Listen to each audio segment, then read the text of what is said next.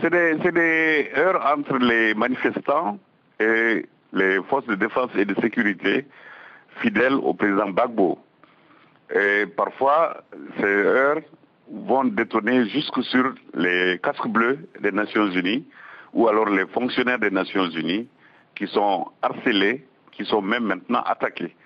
Nous sommes passés d'une phase d'attaque verbale, de propagande hostile, à une phase d'attaque directe contre les Nations Unies, contre les casques bleus et contre les experts de l'embargo sur les armes que vous avez cité tout à l'heure. De toute façon, nous ripostons aux attaques comme nous le permet notre mandat et comme nous le permettent aussi les règles d'engagement. Malheureusement, nous ne devons réagir que lorsque nous sommes attaqués.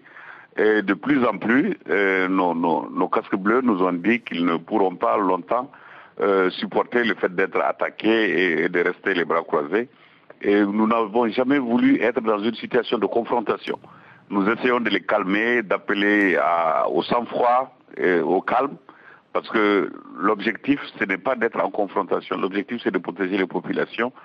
C'est à ça que nous allons nous employer. Mais nous ne voulons pas être en guerre, parce que nous sommes en guerre avec personne.